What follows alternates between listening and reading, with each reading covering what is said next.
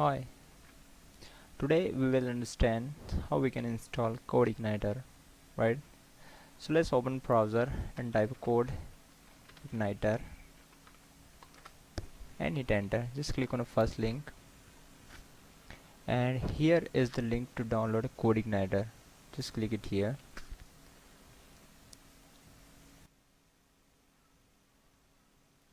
So let's open it. So here is the zip file of the Codeigniter.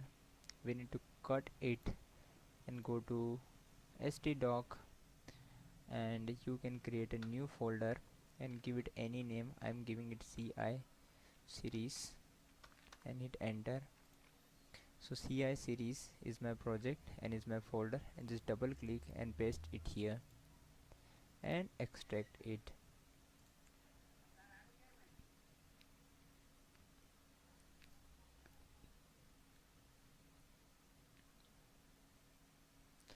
After extracting, you need to delete this zip file and just double click, and these are the files and folders of Codeigniter. Just control X all the files and folders, just go back and paste it here, and this you need to delete, right? So these are the files and folders of CI series. So let's run this project and see what happens.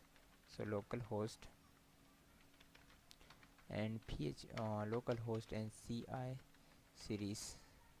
So if you see like this screen in your computer when you run CI series project, it means you have installed Codeigniter, right?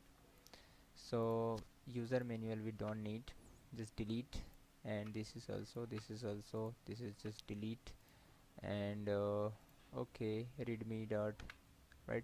So this file is important, application system and composer. So if you want to delete composer.json, you can delete, we can understand later, just delete this one as well. So this files and folders is important, we understand in our further videos, right? So next part we understand application config and config.php, right? So if you like this video, you can subscribe, write a comment, and I'm here to solve your problem. Bye, take care.